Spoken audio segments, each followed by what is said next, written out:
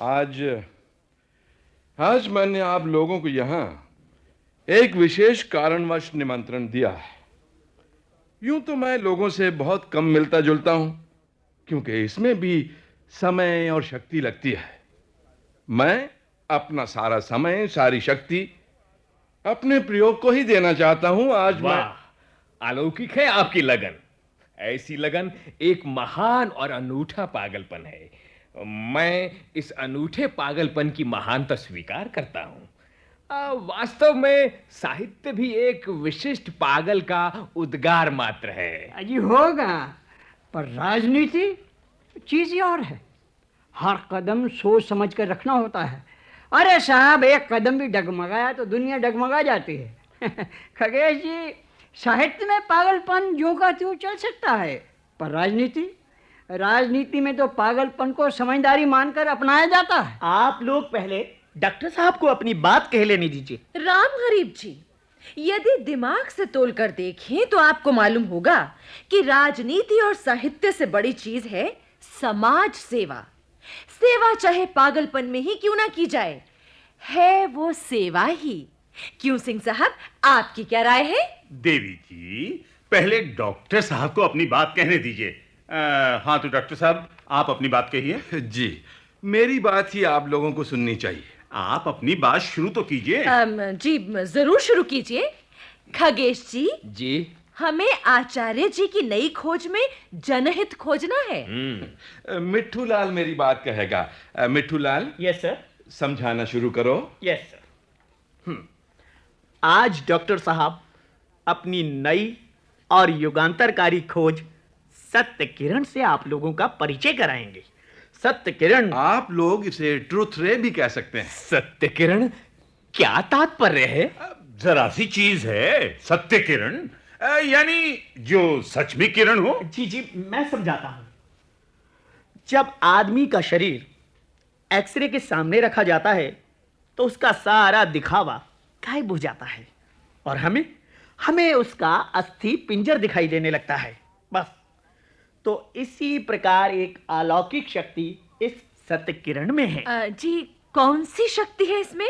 पर डॉक्टर साहब, आपको ये चीजें तो प्रेस कॉन्फ्रेंस में बतलानी चाहिए। अरे भाई, हम लोग किसी प्रेस वाले से कम हैं। हमें बुलाकर आपने ठीक ही किया है आचार्य। राम गरीब जी, मैं प्रेस कॉन्फ्रेंस को मामूली चीज समझता हूं। प्रेस में झूठ को सच और सच को झूठ बताने के लिए ही मशीनें चलती हैं। यही सब सोचकर मैंने आप लोगों को बुलाना ठीक समझा। आचार्य जी, आप वास्तव में धन्य हैं। मिट्ठू, कंटिन्यू। सत्य किरण में एक दैवी शक्ति है। जिस मनुष्य का मस्तिष्क उस किरण के मार्ग में रख दिया जाता है, उसके सारे छल कपट दूर हो जाते हैं। वो मनुष्य सत्य बोलने लगता है। इसका प्रमाण? गवाही पेश कीजिए। आप लोग ही इसका प्रमाण बन सकते हैं और गवाही दे सकते हैं। जी नहीं, माफ कीजिए, मुझे इसका प्रमाण नहीं बनना। शायद राम गरीब जी तैयार हो? मैं? जी डॉक्टर साहब, दिमाग तो कवियों का परीक्षा के लायक होता है। मैं साहित्यकार होने के नाते विज्ञान से अपने आप को पृथक ही रखना चाहता हूं। इसके लिए तो जोरा सिंह जी जैसे साहसी आदमी का मस्तिष्क ठीक होगा। मैंने 35 साल पुलिस में नौकरी की है, पर दिमाग से मैंने बहुत कम काम लिया है।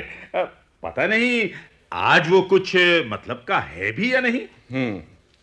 आप लोग अपने जीवन का सत्य छुपाना चाहते हैं, तभी आप डर रहे हैं। जी, ऐसी कोई बात नहीं है। सारा नगर मुझे जानता है। बच्चा बच्चा मेरी सेवाओं की कहानी कहता है। जनता की सेवा करने के लिए मैंने स्वयं के सुख को ठुकरा दिया है। सड़कें और नालियां साफ करना, अपढ़ों को पढ़ाना, बीमारों की सेवा करना तो मेरी दिनचर्या है। पर मामला विज्ञान का है, इसलिए कुछ डर मालूम होता है। यही बात है। हाँ। वरना हमारे जीवन के सत्य में तो कुछ ऐसा है कि किसी भी नौजवान को जोश दिलाने के लिए काफी है। क्यों जोरा सिंह जी? अजय, आप तो मुझे बहुत दिनों से जानते हैं। मैं भी आपको जानता हूँ। डॉक्टर साहब जी, पुलिस में जोरा सिंह जी जैसा देशभक्त मैंने कभी नहीं देखा। राम गरीब जी, आप तो शर्मिंदा कर रहे हैं। हाँ, तो डॉक्टर साहब, अपनी नौकरी के दिनों में हर मिनट मुझे यह ख्याल रहा करता था कि पहले मैं हिंदुस्तानी हूं, बाद में अंग्रेजों का नौकर। बस इसी एक ख्याल ने मुझे गिरने से बचाया है। और मेरे विषय में भी ये सत्य है आचार्य। हमारी जीवन गाथाएं इतिहास का निर्माण करेंगी। विश्वास कीजिए, हमारा जीवन अपने आदर्शों के कारण भारत की भावी पौध का सुचारू रूप से मार्गदर्शन कर सकता है। फिर तो आप लोगों को अपनी खोज का प्रमाण बताकर मुझे खुशी होगी। मिट्ठू, प्रोसीड। सत्य किरण की सत्यता परखने के लिए उसका प्रयोग कई प्राणियों पर किया गया। उन प्राणियों के हाव भाव बतला रहे थे कि वो भी अपने जीवन का सत्य कहना चाहते हैं, पर ना बोल सकने के कारण हमें वो कुछ संतोष ना दे सके। हाँ, प्रयोगों में जो दूसरी महत्वपूर्ण बात देखी गई वो ये थी कि उनके शरीर पर सत्य किरण का कोई बुरा प्रभाव नहीं पड़ा। आप लोगों को डरना नहीं चाहिए। मिट्ठू जी, यही मैं कह रहा था। इसका असर कितनी देर रहता है? जितनी देर आपका मस्तिष्क इसके मार्ग में रहेगा, बस उतनी ही देर। ये अत्यंत सुंदर है, अत्यंत सुंदर। अन्यथा इसके प्रभाव से जीवन बड़ा व्यथित हो जाता। करुणा देवी, आपको सहमत होना पड़ेगा कि हर एक के जीवन में कुछ ऐसे रहस्यमय क्षण होते हैं जिनका उद्घाटन करने के बदले वो प्राण त्यागना उचित समझता है, कि नहीं? हाँ, जरूर होते हैं। पुलिस वाले की जिंदगी में तो राज ही राज होते हैं। अजी, सभी के जीवन में ऐसे क्षण होते हैं। मेरे ऐसे बहुत से रहस्य हैं जिन्हें करुणेश जी भी नहीं जानते। करुणेश कौन? वो करुणा देवी के पति। हाँ हाँ। बहुत बड़े व्यापारी हैं साहब। इनके पति होने के साथ साथ वो करोड़पति भी हैं। अरे वाह राम गरीब जी, यही पति का नया और मौलिक प्रयोग है। जोड़ी के नाम खूब मिलते हैं। जी, बात ऐसी नहीं है। दरअसल मेरा नाम करुणा है, इसलिए मुझसे विवाह करने के बाद उन्होंने अपना नाम बदलकर करुणेश कर लिया। मुझे बहुत प्यार करते हैं ना? डॉक्टर साहब अपनी प्रयोगशाला को भी ऐसा ही प्यार करते हैं। अत्यंत मनोसुखकारी, अत्यंत मनोसुखकारी। आचार्य, आपकी जितनी प्रशंसा की जाए उतनी ही कम है। अतएव अब मैं आपकी प्रशंसा नहीं करूंगा। मिठूलाल, आप लोग इधर देखिए। किधर? अच्छा, इधर खिड़की देखिए। के पास। हाँ हाँ। मैं पहले आप लोगों को सत्य किरण के महान यंत्र के विषय में कुछ बता देना चाहता हूं। मैं आप लोगों को इस यंत्र की केवल मुख्य बातें बताऊंगा।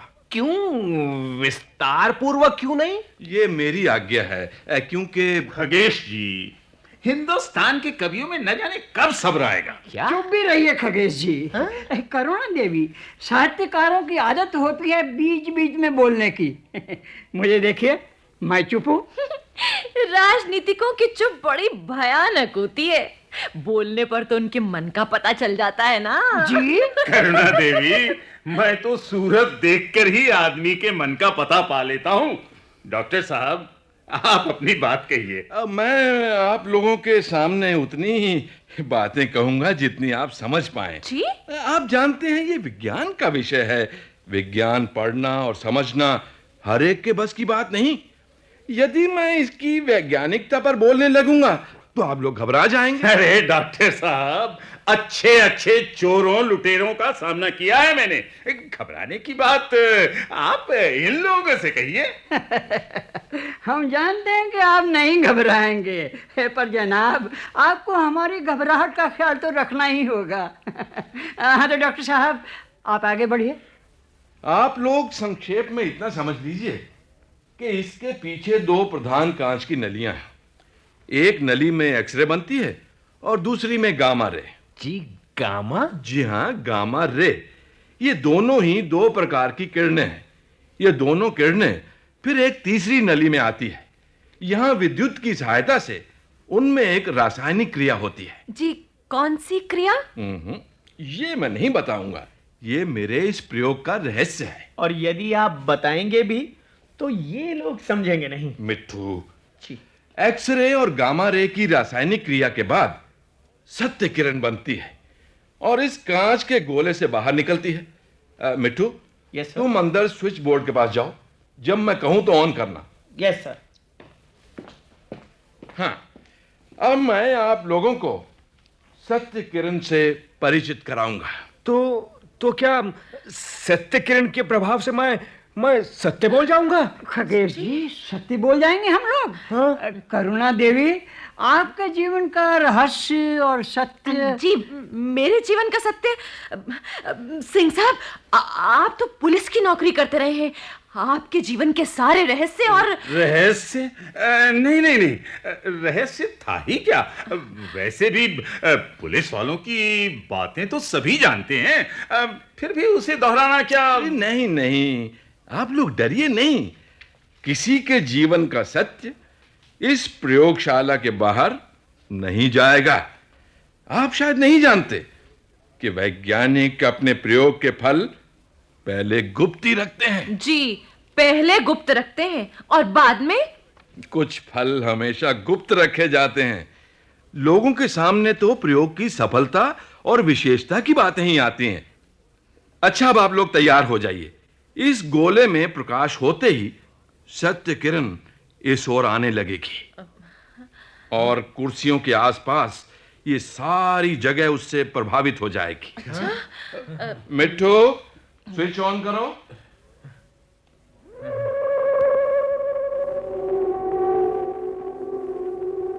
ये देखिए, आ गई सत्य किरण। बस अब आप लोगों पर इसका प्रभाव हो गया। अब आप लोग केवल सच बोलेंगे। डॉक्टर साहब, आप भी इधर आइए ना, हम लोगों में शामिल हो जाइए। अरे हम लोग भी आपके जीवन का सत्य जान लें। आज की दुनिया में वैज्ञानिक भी बहुत बड़े आदमी माने जाते हैं। कुछ देर ठहर जाइए, अभी मुझे अपने यंत्रों का भी ध्यान रखना है ना। डॉक्टर साहब, आप उड़ रहे हैं। मैंने पुलिस में 35 साल नौकरी की है। मिलजुल कर सब इंस्पेक्टर हुआ था, फिर अपनी ही चालाकी से डीएसपी होकर रिटायर हुआ हूं। मुझसे आप नहीं उड़ पाएंगे। आचार्य, आपका सहयोगी मिट्ठूलाल पर्याप्त निपुण है। हम लोगों को उस पर विश्वास है। जी, पर आप अपने जीवन का सत्य हमसे छिपाना चाहते हैं। मुझे तो ऐसा ही शक हो रहा है। शक की तो बात ही है। देखिए डॉक्टर साहब, वैसे भी एक कहावत है कि चोर चोर मुसेरे भाई। अब आ जाइए ना। जी, बात ऐसी नहीं। जब आप सभी मेरे सामने सच बोलेंगे तो मुझे आपके सामने सच बोलने में क्या डर हो सकता है। लीजिए, मैं भी आ गया। आइए, कुर्सी पर बैठिए। आचार्य जी, सत्य या असत्य का भय वहां होता है जहां प्रेम का अभाव होता है। जहां प्रेम ही सब कुछ है, वहां हर बात प्रेम के अनुकूल सत्य या असत्य बन जाती है। खगेश जी, मैं तो प्रेम और उसके नाटकों पर बिल्कुल विश्वास नहीं करती। पर आपने ही कहा था कि करुणेश जी आपको बहुत प्रेम करते हैं। मुजोरा सिंह जी, ये कहा था ना करुणा देवी ने। हाँ, हम सब इसके गवाह हैं। खगेश जी, मैंने प्रेम को सदा से मूर्खता माना है। हाँ, करुणेश जी प्रेम का जितना नाटक करते हैं ना, उससे अधिक नाटक तो मैं करती हूँ। जी, करुणेश जी प्रेम का नाटक करते हैं? जी, आपने तो अभी ये कहा था कि आपके प्रेम के कारण उन्होंने अपना नाम करुणेश रख लिया है। जी, पर अब मैं ही कह रही हूँ कि दोनों ओर ही नाटक है। दरअसल उनका प्रेम एक वेश्या से है, जिससे विवाह करने से वो डरते हैं। शहर में मेरी इज्जत है, मेरा नाम है, इसीलिए उन्होंने मुझे अपनी पत्नी का पार्ट दिया है। बस, इससे ज्यादा और कुछ नहीं है। क्या? अच्छा, सेठ जी तो मुझसे अक्सर कहा करते हैं कि उन्हें अपने चरित्र पर नाज है। पर आप तो कुछ और ही बता रही हैं। करुणा देवी, अपने इस अभिनय की कुछ महत्वपूर्ण बातों पर और प्रकाश डालिए ना। देखिए खगेश जी, करुणेश व्यापारी हैं, रात दिन पैसों की हाय हाय, और मैं तो जीवन के रसमय पक्ष पर विश्वास करती हूँ, लेकिन साथ ही ये भी चाहती हूँ कि समाज में जो इज्जत है वो भी बनी रहे। और वर्तमान स्थिति में मेरी दोनों साधें पूरी हो जाती हैं। वो किस प्रकार? मैं इतनी देर से चुप था, पर अब मैं भी उत्सुक हो गया हूँ। आपकी बातें बड़ी विचित्र लग रही हैं। आगे कहिए ना करुणा देवी। देखिए, धनी सेठ की पत्नी हूँ, इसलिए जहां जाती हूँ लोग सिर पर बैठाते हैं। वैसे समाज सेवा का काम भी मैंने अपना मतलब सिद्ध करने के लिए शुरू किया है। जी, समाज सेवा से कौन सा मतलब हल होता है?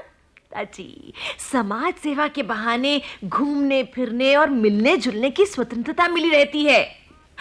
खगेश जी, आपने पिछले दिनों मेरी प्रशंसा में जो कविता लिखी थी, वास्तव में उसमें सब कुछ झूठ था। वो कविता मेरे नाम से छपी अवश्य थी, पर उसका रचयिता मैं नहीं हूँ जी? हाँ, एक निर्धन पड़ोसी है मेरा, उसे 10 रुपए देकर वो 2 दर्जन पंक्तियां मैंने उसी से लिखवाई थी। वैसे देवी जी बड़ा विद्वान है वो।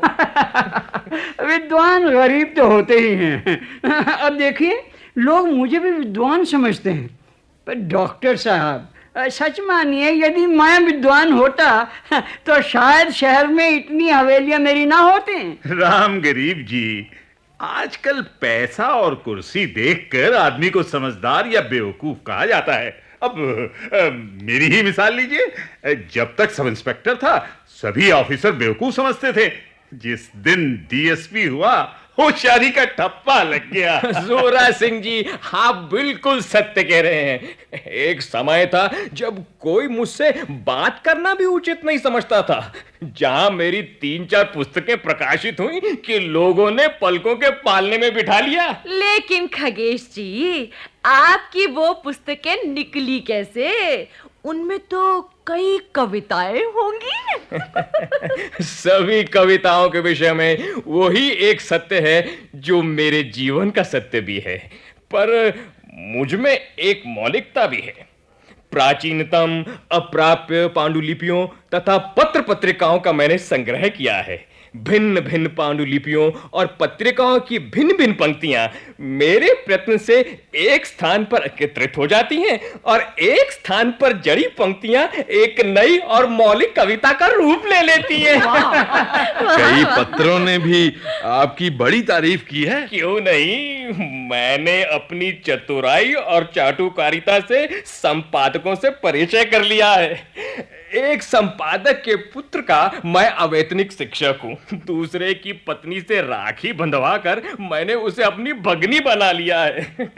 आचार्य, वे समस्त लेख मैंने स्वयं लिखवाए थे। अच्छा, ये मुझे नहीं मालूम था। तो अब नोट कर लीजिए। खगेश जी। आपकी एक पुस्तक प्रकाशित भी तो बड़ी सौजन्य से हुई थी। राम गरीब जी, उस पुस्तक के प्रकाशक मेरे ससुर हैं। अपने विवाह के समय दहेज के रूप में मैंने केवल उस पुस्तक का प्रकाशन ही मांगा था। करुणा देवी, इस सत्य के कारण मैं अपनी पत्नी पर अपने कवित्व का प्रभुत्व नहीं जमा पाता। जी, पत्नी पर प्रभुत्व किस प्रकार जमाया जाए, ये मुझसे पूछिए। पत्नी पर प्रभुत्व जमाने के लिए एक ही मूल मंत्र है, सदा उससे झूठ बोलना हैं? पर झूठ भी हिम्मत से बोलना चाहिए। घबराए के बाद डगमगा गई। राम गरीब जी, क्या जीवन के अन्य क्षेत्र में भी आप असत्य का आधार लेते हैं? जी हाँ, मेरा सारा कैरियर ही झूठ पर बना है। और मैंने अभी कहा ना कि मैं झूठ हिम्मत से बोलता हूँ। ऐसी हिम्मत से झूठ बोलता हूँ कि दूसरा आदमी सच भी उस हिम्मत से नहीं बोल सकता। हिम्मत तो बड़ी चीज है, पर आप अपनी हिम्मत का कोई सबूत तो दीजिए। जी, मेरी हिम्मत का सबसे बड़ा सबूत तो मेरे कपड़े देखिए, मेरे विचार देखिए। सच मानिए, मैंने ना जाने कितनी पार्टियां ज्वाइन की और छोड़ी। उन पार्टियों के अनुसार कपड़े और विचार बदले। हिम्मत की बात तो यह है कि एक पार्टी को छोड़ते ही चौराहे पर खड़े होकर उसे जी भर कर गालियां दी। डॉक्टर साहब, गौर कीजिए, कल जिसकी तारीफ की आज उसे ही हिम्मत से गाली दी। बड़ी बात है ना करुणा देवी? हाँ, बहुत बड़ी बात है, पर साहब मेरे लिए नई नहीं है। मैंने घर में पति को गालियां दी हैं, उनसे झगड़ा किया है, लेकिन घर से बाहर स्टेज पर पति भक्ति पर लंबे लंबे सार गर्भित भाषण दिए हैं। दोनों चीजें एक साथ। अच्छा करुणा देवी, आपका ये साहस राम गरीब जी के साहस से भी महान है। अरे कवि जी, जी हमारे साहस को आप नहीं जानते। कितने चोरों और डाकुओं को पकड़ने के लिए हमें प्रमोशन मिले। हमारे साहस पर सबने हमारी तारीफें की। और असल बात ये थी कि हम तो घर से बाहर ही नहीं निकले। हमारे सिपाहियों ने ही सारा काम किया। अब कहिए। सच में ये साहस सबसे ऊंचा है। राम गरीब जी, अब आप अपनी बात आगे बढ़ाइए ना, हम लोग उत्सुक हैं। करुणा देवी, आप जानती होंगी मेरी नेतागिरी म्यूनिसिपैलिटी के चुनाव से शुरू हुई थी। जी। चुनाव के पूर्व वोट देने वालों से जितने वादे किए, चुनाव होते ही मैंने उन वादों को बिना संकोच भुला दिया। वाह। चुनाव के पहले खोद खोद कर जिनसे पहचान निकाली, चुनाव के बाद याद दिलाने पर भी उन्हें ना पहचान पाया। क्या बात, क्या राम बात। गरीब जी, सुना है पहले आपकी हालत सब तरफ से बड़ी कमजोर थी। अरे आचार्य जी, आपने सुना ही था। हमने तो सब कुछ देखा था। बड़ी कमजोर थी इनकी हालत। जी हाँ, बहुत ही कमजोर थी। और अब देखिए कैसा जोर है। बात यह है डॉक्टर साहब कि मैंने नेता बनने के बाद वही काम किए जो ऑनरेरी थे, यानी अवैतनिक थे।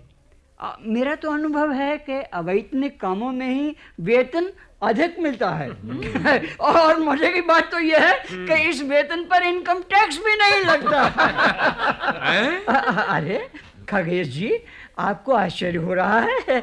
मैं कहता हूँ कि यदि आसामी पहचानना आ गया तो पैसा बहता हुआ घर में चला आता है। अरे आपका कथन सत्य है। लोगों का कथन है कि साहित्यकार निर्धन होते हैं, पर मेरा कथन है कि वो साहित्यकार निर्धन होते हैं जिनके पास स्वार्थ बुद्धि की कंगाली होती है। मैंने चाहे साहित्य को ना समझा हो, साहित्य का अध्ययन भी ना किया हो, पर साहित्यकार कहलाता तो हूँ। देखिए, अब मैं निर्धन नहीं हूँ। हाँ, वो तो मैं जानता हूँ। पुलिस की डायरी में एक जगह नोट किया गया था कि आपके पास मोटर कैसे आ गई, इसका पता चला है जाए।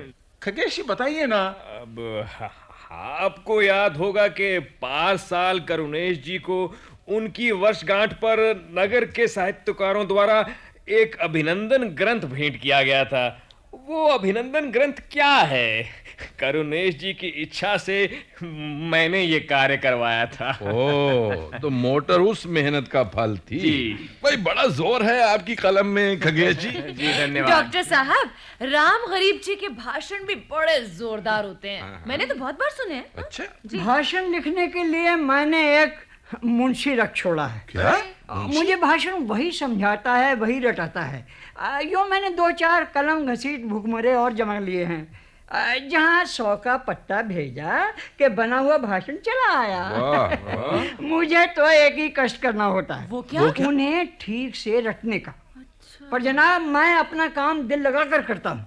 अजी क्या मजाल के कॉमा वगैरह तक की भूल हो जाए। अब राम गरीब जी, भाषण भी आप हिम्मत से ही देते होंगे। जी हाँ, पूरी हिम्मत से स्टेज पर चढ़ता हूँ। जब बोलता हूँ तो लोग उसे मेरा ही भाषण समझते हैं। राम गरीब जी, कुछ दिनों पहले भिखारियों की समस्या पर पेपरों में आपका जो भाषण छपा था, वो मुझे बड़ा पसंद आया था। हाँ। अजी मेरे मुंशी ने उस भाषण को तैयार करने के लिए न जाने कितनी पुस्तकें और बड़े बड़े नेताओं के दर्जनों भाषण पढ़े थे। इसके बाद मुंशी ने उस भाषण को 1 हफ्ते में लिखा था। और मैंने 1 दिन में याद किया था। 1 दिन में। ऐसे ही भाषणों ने मुझे आगे बढ़ाया। जोरा सिंह जी, आपके बढ़ने का क्या कारण है, आपने बताया ही नहीं। अब आपसे क्या छुपाऊं? सन 42 के आंदोलन में मैंने आजादी का नाम तक लेने वालों को ऐसा दुरुस्त किया कि आज भी उनकी हड्डियां कड़कड़ाती होंगी। हाय हाय हाय हाय, ये तो कठोरता है। उन दिनों यही कर्तव्य समझा जाता था। अंग्रेज सरकार को मैंने आंदोलन की कितनी गुप्त बातें बताई थी, उन्हीं बातों के दम पर कितने लोग पकड़े गए। आपको इसमें क्या मिला था? प्रमोशन। आंदोलन ठंडा हुआ और मैं डीएसपी हो गया। वाह, तब तो नई सरकार के आने पर आपकी इज्जत घट गई होगी। जी नहीं, हमारी सरकार हम पर बड़ी मेहरबान है। हम पर सरकार को भरोसा भी बहुत है। अब भी हम 5-7 बड़ी कमेटियों के मेंबर हैं। अब इज्जत और बढ़ गई है। अच्छा, डॉक्टर साहब, एक चीज याद आई। तो जरूर कहिए, यहाँ तो अपना ही राज है। कुछ दिनों पहले पेपर में जहां यह खबर छपी थी कि मैं पुलिस का विशेष अधिकारी बना दिया गया हूं, उसी के नीचे यह भी छपा था कि आपके गुरु प्रयोगशाला में मरे पाए गए। खबर में था कि प्रयोग करते समय वो खबर गलत थी। तो सच क्या था? वास्तव में सत्य किरण का आविष्कार उन्हीं का था। यदि वो जीवित रहते तो इस आविष्कार का सारा श्रेय उन्हीं को मिलता। पर मैं दुनिया को यह बताना चाहता था कि इसका आविष्कारक मैं हूं, इसका सारा श्रेय मैं चाहता था। इसलिए मैंने उन्हें अपने रास्ते से हटा दिया। मैंने उन्हें जहर दे दिया था।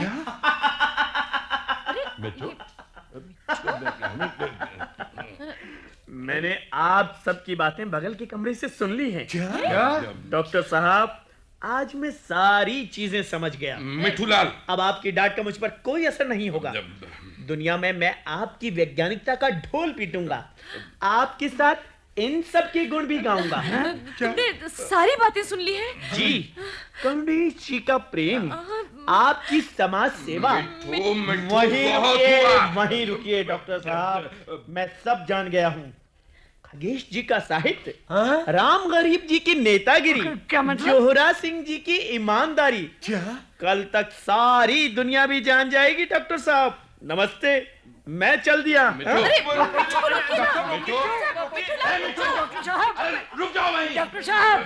डॉक्टर साहब मैं पूछता हूँ अब क्या होगा? मैं अपने साहित्य पर एक मित्र से आलोचनात्मक ग्रंथ लिखवा रहा था, वो अब यूं ही रह जाएगा। और मैं भी कई राष्ट्रीय समितियों का मेंबर हूं। डॉक्टर साहब कुछ कीजिए ना, प्लीज हमें बचाइए, कुछ कीजिए, सोचिए। आप लोगों से अधिक मुझे अपनी चिंता है।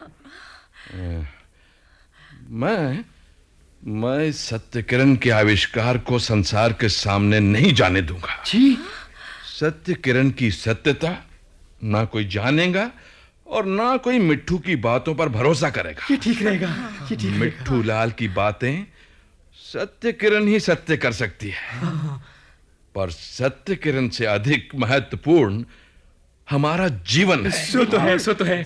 आप सब लोग विश्वास रखिए, हम लोग दुनिया की आंखों से नहीं गिरेंगे। आप धन्य हैं डॉक्टर साहब, आप धन्य हैं। आपने हमें बचा लिया डॉक्टर साहब, आप धन्य हैं।